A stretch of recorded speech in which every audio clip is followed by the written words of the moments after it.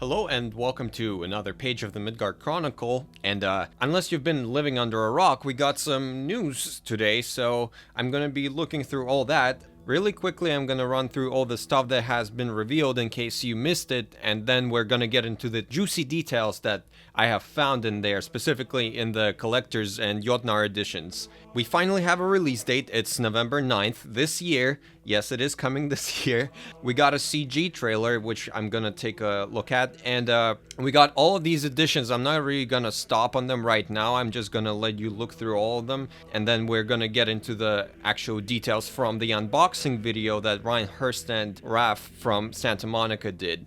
There isn't really much to say about the CG trailer. There's literally a couple things that I found that are of interest. Obviously, Fenrir being the big one. At the beginning, we see what I think is Hugin and Munin, which are Odin's ravens. They are color-coded red and blue, which seems to be pretty distinct from all the other ravens we've seen, so I am not going to be surprised if that's actually them. And then for Fenrir himself, we see some golden binds on his legs in one of the shots, so I'm assuming that he was binded by the Aesir like in the mythology and had escaped somehow. This is a CG trailer, and what happens in it doesn't necessarily reflect what's going to happen in the game, so we may be the ones to free him actually, but we'll have to see what actually happens. Now let's get to the details of the collector's editions. There's a lot of interesting stuff in there. I want to focus a little bit on the fact that the box of the editions is actually Groa's shrine from the first game in Alfheim. I recently made a video about it and the Muspelheim soldiers that are mentioned there, but it's interesting that they decided to use this specific shrine for the collector's edition. It may be because it features Ragnarok so prominently, but maybe somehow Groa's story plays into the story of the game, but we'll have to see about that. The collector's and Jötnar editions have two different dice sets, the Dwarven set and Brock set. I'm assuming this is from an in-game game that we're gonna see in Svartalfheim most likely. There were mentions of a bar in the South Korean rating board page thing, so this may be an actual game we play in Svartalfheim when we visit Brock and Sindri, or it's just a cute little collector's item we see in game but don't engage with necessarily. Then we have the two Vanir twins carvings that are similar to the carvings of Kratos and Atreus we got for the last game, and this is potentially our first in-universe look at Freyr, because the two twins I'm assuming are Freya and Freyr, and from what we can tell, I think he has long hair, and that's really all I can derive from this, so yeah, I think this is our first look at Freyr in the game, or in the universe rather. Next is the Steelbook case, which is stylistically very similar to the previous one with the wolf and the bear, and just like the one for God of War 2018, there is some writing in runes which say, "Twilight beckons. The bear and wolf travel the realms 9, hoping to stop that which seems inevitable.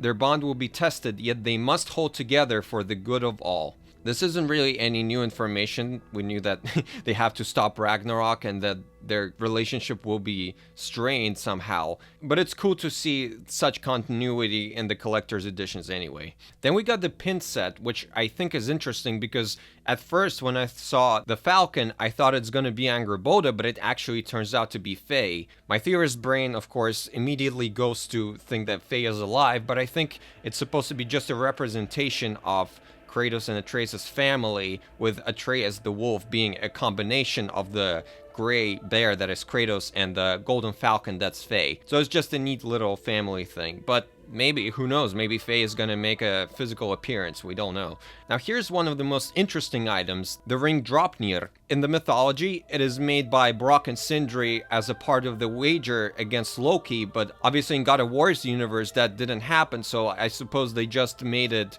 along with Mjolnir or something like that. In the mythology, this ring is the representation of wealth and power, because it can multiply and produce 8 identical rings every 9th night.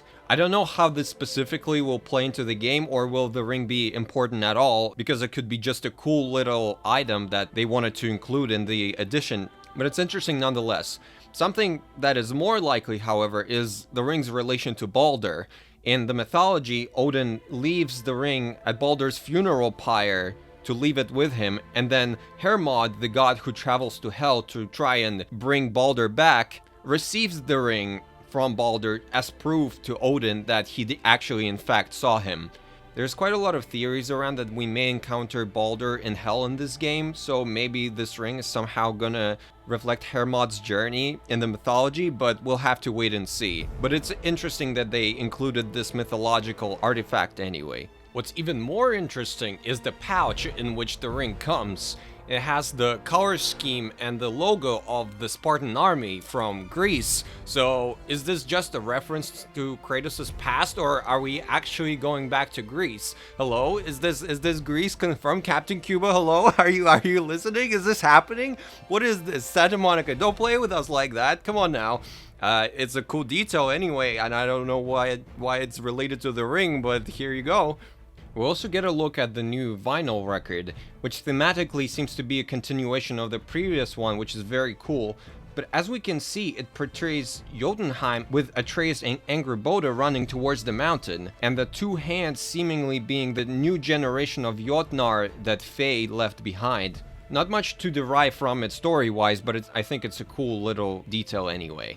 And now we got the big boy, the Yggdrasil cloth map that shows all the 9 realms. There's a lot of uncover here, so let's start with the 9 realms, of course. At the bottom, we have Hell with the boat that Kratos and Atreus used to escape, and the big bird. And it actually seems that Fenrir is actually in there, so maybe Fenrir and Hell are somehow together, and it seems that if Fenrir was bound, he may be there. Then we of course got Niflheim, which I think has a giant in it. I don't know what that's about. And Muspelheim with Surtur's sword and everything. Then we have Svartalfheim, the land of the dwarves, which is pretty much identical to the trailer. And we see the mines where Tyr is potentially held. Then we of course got Midgard with Jormungandr and the mountain and Tyr's temple and Kratos' home. Then we got Vanaheim, Alfheim, which ironically seems pretty dead considering the Light Elves took control of it in the last game, so there's definitely something going on there. Jotunheim, and our first in-game look at Asgard. There seems to be a village there, and of course the halls of Valhalla, and I'm very happy to see that we have a confirmation that the famous Rainbow Bridge is gonna make a physical appearance.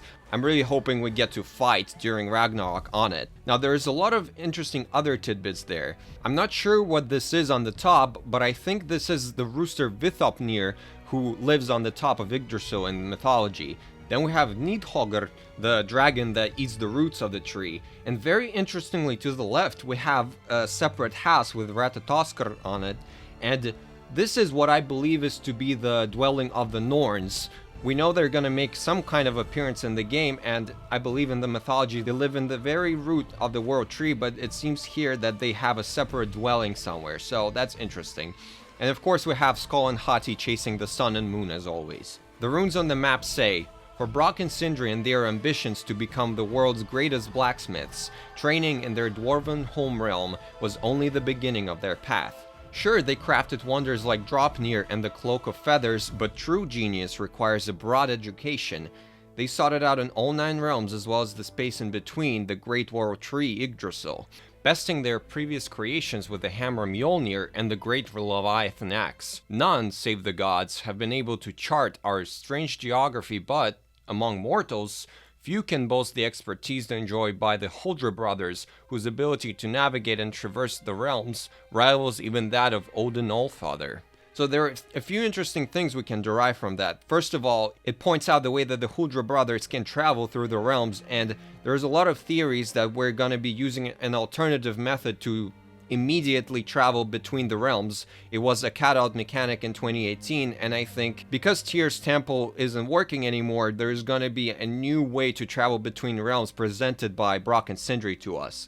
Also, we have another mention of Draupnir, Odin's ring, so it may be of some significance in the story. Another interesting thing is the mention of the Cloak of Feathers.